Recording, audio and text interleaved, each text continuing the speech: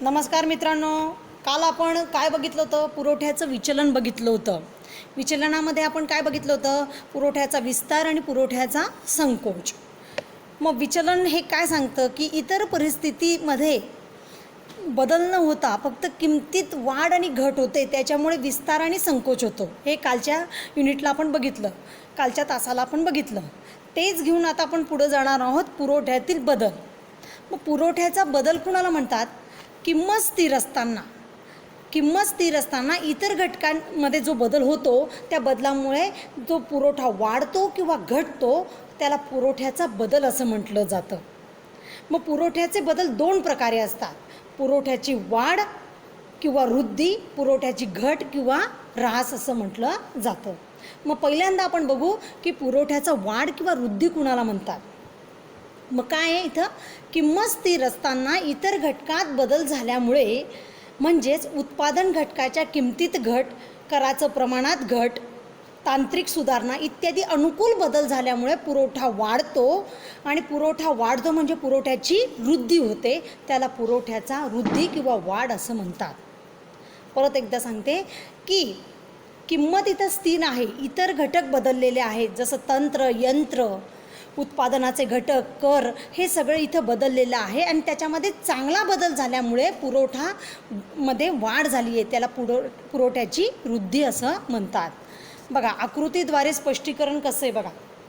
किंमत स्थिर असल्यामुळे अय अक्षावर किंमत दर्शवलेली आहे, अक्ष अक्षावर पुरवठा दर्शवलेला आहे. इथं किंमत स्थिर आहे म्हणजे अक एवढीच किंमत आहे. अक एवढ्या किमतीला अब एवढा पुरवठा केला जातो. पण अनुकूल बदल झाला, यंत्रतंत्र सुधारलं, कररचना सुधारली म्हणून पुरवठ्यामध्ये अजून बदल झाला, म्हणजे पुरवठा वाढला, म्हणजे पुरवठा ब वरून ब1 एवढा वाढला. आलं लक्षात? प हा पुरवठा मूळ वक्र आहे आणि तो वाढल्यामुळे प1 आणि प1 इथपर्यंत तो पुढं सरकलेला दिसून येतो. म्हणून पुरवठ्याची वृद्धी किंवा वाढ ही कशामुळे होते? किंमत स्थिर आहे आणि इतर परिस्थिती इथं बदललेली आहे, तिला पुरवठ्याची वृद्धी असं म्हटलं जातं. आकृतीमध्ये स्पष्ट दाखवलेलं आहे इथं. दुसरं आहे पुरवठ्याचा घट किंवा ऱ्हास. त्याच्या अगदी विरुद्ध, इथं किंमत स्थिर असताना इतर घटकात प्रतिकूल बदल झाला. वरती काय झाला होता? अनुकूल बदल झाला होता. आता प्रतिकूल बदल झाल्यामुळे म्हणजे उत्पादन घटकाच्या किमतीत वाढ झाली, कराच्या प्रमाणात वाढ झाली, जुने यंत्र किंवा यंत्रतंत्र बदललं, त्याच्यामध्ये बिघाड झाला, मुळे पुरवठा कमी होतो, त्याला पुरवठ्याची घट किंवा पुरवठ्याची वृद्धी असं म्हणतात. मग आपण आकृतीद्वारे बघू. आकृती मगासच्या आकृतीसारखीच आहे. अय अक्षामध्ये किंमत दर्शवलेली आहे, अक्ष अक्षामध्ये काय दर्शवलेलं आहे? पुरवठ्याची नगसंख्या दर्शवलेली आहे. मग अक एवढ्या किमतीला किंमत स्थिर आहे, अब एवढा मेन पुरवठा आहे. मग अब एवढा पुरवठा तिथं झालेला आहे, परंतु इथं काय झालं? इतर परिस्थितीमध्ये प्रतिकूल बदल झाल्यामुळे पुरवठ्यामध्ये घट झाली आहे. पुरवठा वक्र हा पाठीमागं सरकलेला दिसून येतो, म्हणजे उजवीकडे सरकतोय. मगाचा पुरवठा वक्र हा डावीकडे पुढं सरकलेला आहे, हा उजवीकडे पाठीमागं सरकणारा आहे. म्हणजे पुरवठ्याची वृद्धी किंवा वाढ ही कशी केली जाते, घट किंवा ऱ्हास ही कशी केली जाते, ही थोडक्यात मी तुम्हाला सांगते. की वाढ व्हायची असेल तर त्याच्यामध्ये अनुकूल बदल होतो आणि घट व्हायची असेल तर त्याच्यामध्ये प्रतिकूल बदल होत असतो. आणि बघा वृद्धीमध्ये कसं असतं की वक्र हा डावीकडे पुढं सरकतो आणि हा ऱ्हासामध्ये तो इथं उजवीकडे पाठीमागं सरकणारा असतो. हे आपल्याला महत्त्वाचं बघायचं आहे.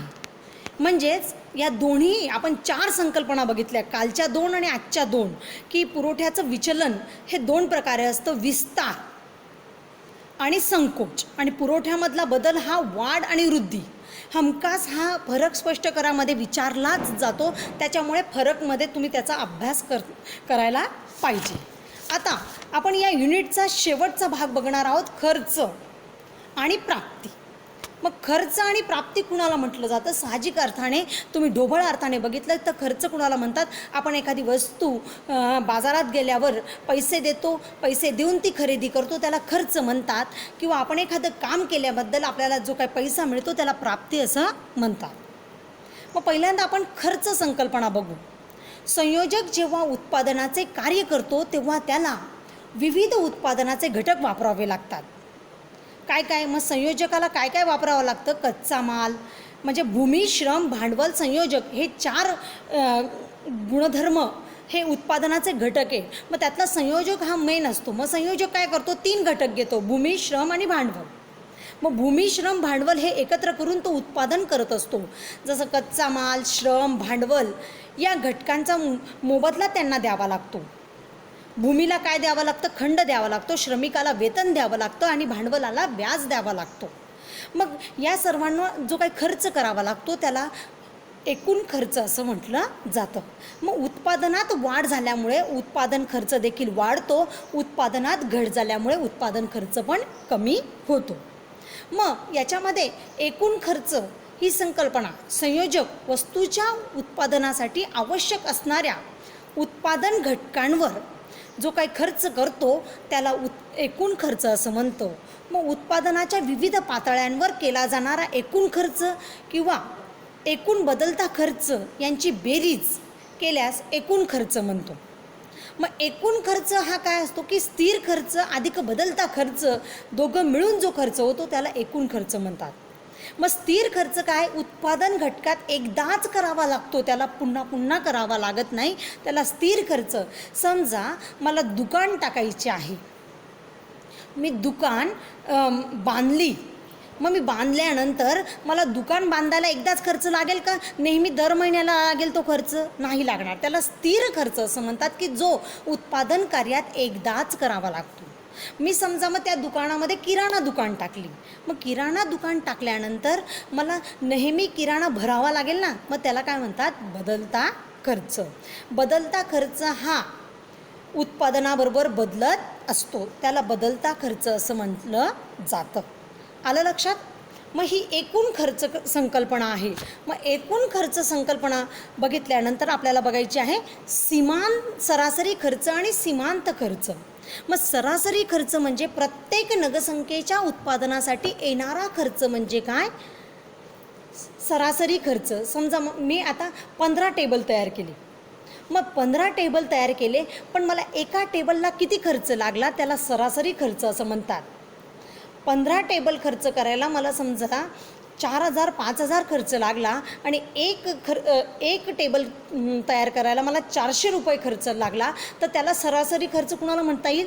की एक टेबल तयार करण्यासाठी जो काही खर्च लागतो त्याला सरासरी खर्च असं म्हणतात. बघा समोर तुम्हाला सूत्र दिलेलं आहे, सरासरी खर्च बरोबर एकूण खर्च भागिले एकूण नगसंख्या. समजा 40 नगसंख्येच्या उत्पादनासाठी मला 800 रुपये खर्च लागतो, मग मी काय करेल? 800 भागिले 40 म्हणजे मला एक वस्तू तयार करायला किती खर्च लागेल? हो, 20 रुपये. त्याला सरासरी खर्च म्हणतात. आणि सीमांत खर्च कुणाला म्हणतात? बघा, एक जादा नगसंख्या उत्पादन केल्यामुळे एकूण खर्चात जी निव्वळ वाढ होते त्याला सीमांत खर्च म्हणतात. वरती मी 40 नगसंख्या तयार केल्या आणि मी समजा मला असं वाटलं 41 हवी तयार करावी, मग एक जादा नग मी तयार केला, मग किती खर्च वाढला? हो, 20 रुपये खर्च वाढला. त्याला सीमांत खर्च असं म्हणतात. समजा 4 नगसंख्येला एकूण उत्पादन खर्च 200 रुपये येत असेल तर 5व्या नगसंख्येला उत्पादन केल्यास एकूण उत्पादन खर्च 250 येतो, तर त्याच्यातला मला सीमांत खर्च काढायचा असेल तर एका नगसंख्येला मला किती खर्च येईल? 50 रुपये खर्च येईल. आलं लक्षात? म्हणजेच खर्चाच्या 3 संकल्पना आहेत, एकूण खर्च, सरासरी खर्च आणि सीमांत खर्च. तसंच प्राप्तीच्या पण 3 संकल्पना आहेत. मग प्राप्तीच्या संकल्पना कशा आहेत बघा. प्राप्ती कुणाला म्हणतात? विविध किमतीला बाजारात वस्तूच्या विक्रीनंतर उद्योग संस्थेला मिळणारी रक्कम म्हणजे एकूण प्राप्ती होय. किंवा एखाद्या दुकानदाराने जी वस्तू विकून त्याला जो काही पैसा मिळतो त्याला एकूण किंवा सरासरी प्राप्ती, सीमांत प्राप्ती किंवा एकूण प्राप्ती असं म्हटलं जातं. मग एकूण प्राप्ती वस्तूच्या विक्रीनंतर उद्योग संस्थेला मिळणारी एकूण रक्कम म्हणजे एकूण प्राप्ती होय. समजा तुमच्या शेतामध्ये 50 क्विंटल गहू निघाले आणि तुमच्या काकांनी किंवा तुमच्या वडिलांनी ते बाजारात जाऊन विकले. 50 क्विंटल गहू विकल्यानंतर त्यांना समजा 1,00,000 रुपये किंवा 80,000 रुपये मिळाले. त्याला काय म्हणतात? एकूण प्राप्ती. सगळा माल विकल्यानंतर जो काय पैसा मिळतो उद्योजकाला किंवा दुकानदाराला किंवा मालकाला, त्याला मिळणाऱ्या पैशाला आपण काय म्हणतो? एकूण प्राप्ती असं म्हटलं जातं. मग एकूण प्राप्ती ही कशी मोजायची? सूत्राद्वारे एकूण नगसंख्या गुणिले किंमत. समजा एका माणसाकडे 15 टेबल आहे. 15 टेबल त्याने एक टेबल 200 रुपयाला विकला, म्हणजे 15 गुणिले 200 म्हणजे त्याला किती रुपये मिळाले हो? 3,000 रुपये त्याला एकूण प्राप्ती मिळाली. ही झाली एकूण प्राप्ती. सरासरी प्राप्ती, मगाशी तुम्हाला सांगितलं सरासरी खर्च म्हणजे एका वस्तूला तयार करण्यासाठी जो काही खर्च लागतो त्याला सरासरी खर्च. अगदी त्याच्यासारखंच प्रत्येक नगसंख्येच्या विक्रीनंतर मिळणारी रक्कम म्हणजे सरासरी प्राप्ती होय. म्हणजेच एक नगसंख्या विकल्यानंतर, समजा त्या माणसाकडे 15 टेबल तो विकायला बसलाय, एक टेबल विकल्यानंतर जो काही पैसा मिळतो त्याला काय म्हटलं जातं? सरासरी प्राप्ती. म्हणजेच एकूण खर्च भागिले एकूण नगसंख्या केल्यानंतर आपल्याला सरासरी प्राप्ती मिळत असते. आता सीमांत प्राप्ती. मग सीमांत प्राप्ती कुणाला म्हणतात? एक जादा नगसंख्या विक्रीनंतर एकूण प्राप्तीत झालेली निव्वळ वाढ म्हणजे सीमांत प्राप्ती होय.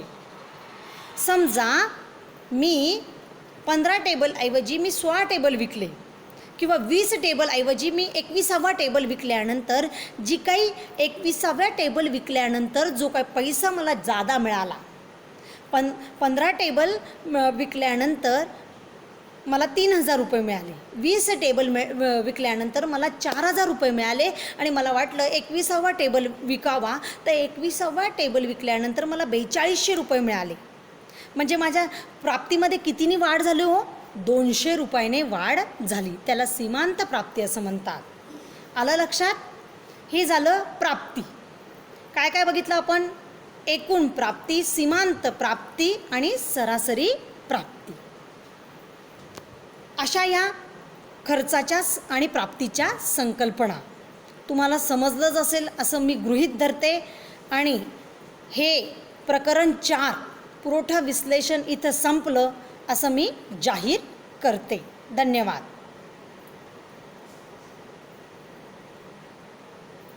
जय नाव.